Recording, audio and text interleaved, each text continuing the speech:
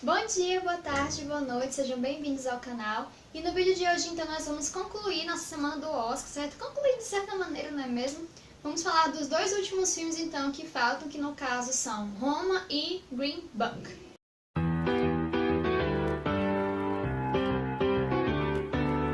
Gente, de antemão já digo logo que, eu amei muito os dois filmes, então pra mim vai ser muito difícil escolher meu favorito, sabe?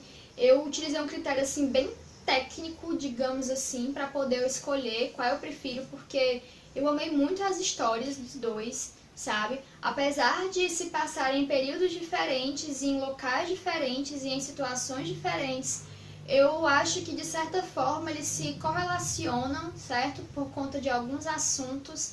E os dois filmes têm muito a passar pra você, pra nós no caso, né? São filmes ricos de significados, ricos de beleza, ricos assim de emoção, de sensibilidade. Então, pra mim, realmente eu acho que hoje é o dia mais difícil. Talvez segunda tenha sido também tão difícil quanto, né? No caso, eu escolhi entre Infiltrado na Clã e Pantera Negra. Mas hoje também vai ser muito difícil escolher qual eu prefiro entre Roma e Green Book, porque, sério, são filmes maravilhosos. Ambos merecem muito ganhar o prêmio de melhor filme e ambos mereceram muito a indicação, certo? Então, né, vamos começar. Roma se passa, então, no México de 1970 para 1971. Por que o nome do filme é Roma? Roma, então, é o nome do bairro de onde se localiza a história. E o filme conta, então, a história de uma empregada, né, a Cleo, e ela trabalha para uma família rica, né, de certa forma de uma alta classe, né, de uma classe média alta, digamos assim, desse México da época, certo? E lá a gente vai vendo, então, justamente o dia a dia dessa família, os conflitos que tanto a Cleo, por ser uma empregada, passa, quanto a família rica, né, passa. E eu até comentei isso com a minha mãe, que eu achei muito interessante isso no filme, porque ele mostra que independente de que lado você esteja, sempre vai haver problemas, seja de que tipo for, sabe? E isso é muito interessante de ser notado no filme. Bem, então, a Cleo trabalha lá nessa casa, certo? Ela ama muito a patroa dela, ela ama muito os filhos da patroa, e ela tem um convívio como se fosse mesmo membro da família, né? Apesar de que, de vez em quando, a dona da casa, por conta de problemas conjugais, ela sempre deixa claro, né, que a Cleo é empregada. Deixa claro não no sentido de humilhar ela, nem... Humilhar ela acaba humilhando sim, mas o que eu quero dizer é o seguinte: ela não aponta o dedo dizendo que ela é empregada e que ela tem que fazer o que ela manda. Não, não é isso. Ela humilha, de certa forma, brigando com ela, meio que descontando a frustração do casamento, entende? Então, tem essas dissonâncias durante o filme, mas é um filme fantástico, espetacular. Bem, então, a Cleo, ela conhece, então, um rapaz e ela vai sempre passear com ele, ela vai pro cinema, que é, inclusive, uma distração muito presente no filme, sabe? E aí, então, ela acaba engravidando desse cara e esse cara abandona ela. E ela acha, então, que vai ser abandonada também pela família que ela trabalha, né? Só que a dona da casa acolhe ela, continua deixando ela trabalhar lá. E aí eles vão vivendo, né? E ela vai aprendendo a superar essas dificuldades, né? Tanto de viver com essa frustração na vida dela, no caso, né? Do cara que ela gostava, estava interessada, até abandonado ela, quanto também ela tem que aprender a conviver nessa nova condição dela. Outra coisa muito interessante que o filme retrata é justamente a época em que o México, só quero dizer Espanha, gente, é a época em que o México se encontrava, sabe? E outra coisa muito importante também que o filme retrata é o massacre de Corpus Christi, que aconteceu em 1971. Não lembro exatamente do mês, mas eu sei que esse massacre aconteceu por conta de que estudantes eles estavam então protestando para liberarem certos presos e também reivindicando certos direitos. E aí então o governo, ao invés de acatar e de escutar o que eles tinham a falar, abriu fogo contra esses estudantes. E aí 120 jovens, né, morreram. E isso estima-se que sejam 120 pessoas. Algumas pessoas disseram que até mais do que isso. Então foi um dos maiores massacres, se não o maior massacre de lá do México, sabe? E o filme, ele se casa muito com essa época e mostra, ele retrata essa cena até muito violenta, sabe? Dá realmente uma agonia você assistindo, ainda mais porque, além do que tá acontecendo, acontecem certas coisas com a Cleo também. E aí você fica tipo, nossa, aconteceu isso agora, neste exato momento, entendeu? Então o filme ele tende a te prender bastante. Ele tende a te cativar pelas emoções e pelas provações, pelas privações também. E pelos dia a dia dos personagens. É um filme muito legal, gente, muito bom mesmo. E o filme está sendo muito aclamado. Até é um pouco chocante para algumas pessoas também, porque é um filme da Netflix, foi indicado a muitas categorias, como melhor atriz, creio que melhor diretor também, como melhor filme estrangeiro. Então o filme está sendo muito aclamado, é um filme muito bom. Outra curiosidade do filme é que ele é em preto e branco. Não sei se é para retratar que os filmes naquela época eram em preto e branco ainda no México. Provavelmente, né? Não tenho certeza. É um filme muito bom mesmo. Ele me emocionou bastante, ele me tocou profundamente. É um filme que vale muito a pena você assistir, ainda mais porque como é da Netflix, então quem assina tá na Netflix, certo? Então você pode assistir quando você quiser, de preferência antes do Oscar, né? Pra você ver como o filme é bom. Então é um filme muito tocante, muito marcante também, sabe? Você sente a tristeza e o peso dessa vida, desses personagens. É muito legal, gente, é muito bom. Realmente é uma coisa que marca a sua vida. Uma coisa que me chateou quando eu vi é porque muitas pessoas estavam criticando a atriz, porque ela foi indicada ao Oscar de melhor atriz, né? E aí, creio eu que tudo tenha sido isso só porque ela é descendente de índia. Na verdade, ela não é descendente, ela é índia mesmo, né? E aí, tipo, as pessoas estavam criticando ela por ela não ter aquele estereótipo hollywoodiano, sabe? Ela não ser branca, não ser magra, não ter os olhos azuis, aquela coisa toda. E também estavam criticando muito ela porque ela era uma atriz recente, já indicada ao Oscar de melhor atriz, enquanto tinha outros que mereciam muito mais. Eu achei isso muita besteira. Ela atuou super bem.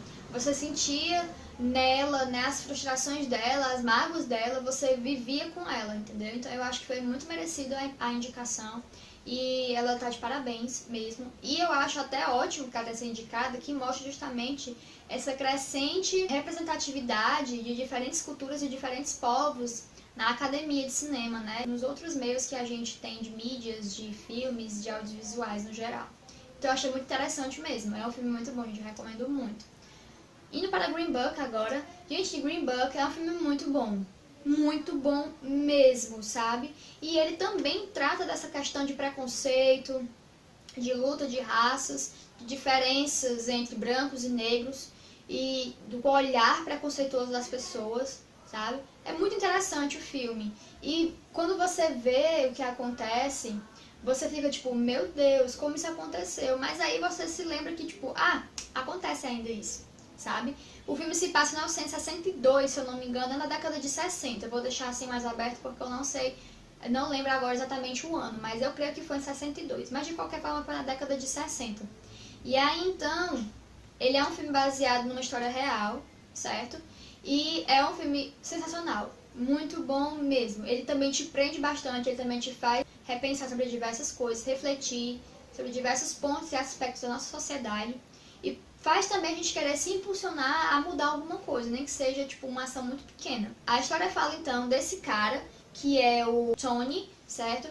O Tony, ele é italiano, ou é descendente de italiano, ele trabalha então meio que num clube. E aí esse clube é fechado por conta de uma briga lá que ele teve. Ele precisa encontrar então um novo emprego. Surge para ele então a oportunidade de ser motorista, chofer e ajudante, né, assistente de um músico. E ele é então negro. E é interessante porque, tipo, de início, ele não queria se rebaixar ao posto de, por exemplo, engraxar os sapatos dele, de engomar os ternos que ele utiliza. Mas pela questão da falta de dinheiro, da necessidade, ele aceita então ser motorista desse músico, que é o Dr. Shirley, que eles chamam de Doc. Ele aceita ser motorista desse músico, né, do Doc, musicista no caso. Eu queria até saber, coloque pra mim nos comentários se vocês souberem, se pode ser chamado de músico, se é só musicista mesmo, eu tenho essa dúvida, tá? Então pra não errar muito, eu vou ficar falando só Doc mesmo. E aí eles vão viajando ao redor dos Estados Unidos pra fazer esses shows. O Doc, ele tem, na verdade, ele é um trio, é ele com mais 2 amigos dele, certo? E eles vão se apresentando em diversas casas, em diversos locais, restaurantes até, só que são restaurantes de pessoas brancas. E as pessoas negras, elas são então empregadas, né, trabalham no campo, aquela coisa toda. Então, gente, é muito interessante esse contraste que o filme traz, sabe? Entre essa luta de classes, essa diferença de posições. E, tipo assim, no próprio Doc, tem uma cena que é muito marcante, que eu até voltei pra assistir outras vezes, Porque ele fala assim, tipo, eu não sou respeitada pelos brancos, mesmo com a posição social que eu tenho e mesmo tocando pra eles, depois que eu paro de tocar, eles continuam me vendo como um simples negro. Não sou respeitada pelo meu povo negro também, porque eles acham que eu sou muito superior e que eu ignoro a raça deles e que ignoro a nossa raça. Sendo assim, então onde eu me encaixo, né? Então você fica, tipo, até estupefato com essa fala dele, né? Porque ele realmente vê que ele não tá se encaixando em lugar nenhum e que ninguém aceita ele. É tanto que ele mora só, ele tem uma vida muito complicada. E durante essa viagem, diversos problemas acontecem porque as pessoas simplesmente não aceitam o fato de um negro ter dinheiro, de um negro ter uma profissão, de um negro frequentar um restaurante, frequentar um bar, frequentar um hotel. Então, é triste ver essa realidade. E no caso, o Green Book é justamente um guia para mostrar como os negros devem viajar ao redor dos Estados Unidos de forma segura, sem prejudicar suas vidas, sem prejudicar a vida dos brancos também, sem arranjar problemas para eles. E você fica tipo, meu Deus, precisava de um guia para que a pessoa pudesse andar livremente pelo país, sem ser interrogado, sem ser questionado, sem ser chamado de ladrão, sem ser espancado, sabe? Tem uma hora até que ele é preso, ele não fez nada, ele foi preso por ele ser negro, sabe? E você fica tipo, meu... E eu percebi que esses filmes agora do Oscar estão trazendo muitas questões assim, com relação dos negros, sabe? Da representatividade negra, da luta constante que eles vêm trazendo, é tanto que eu já falei muito disso em outros vídeos passados aqui, desses filmes, né?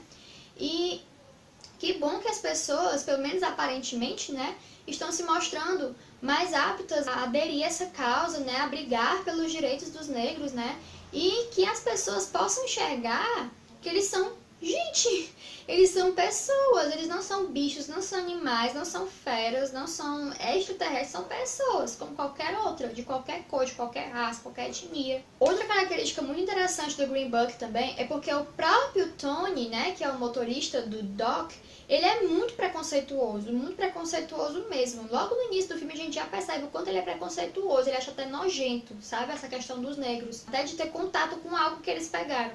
E aí a gente vai percebendo a transformação desse personagem, a transformação na vida dele e do caráter dele com essa convivência com o Doc.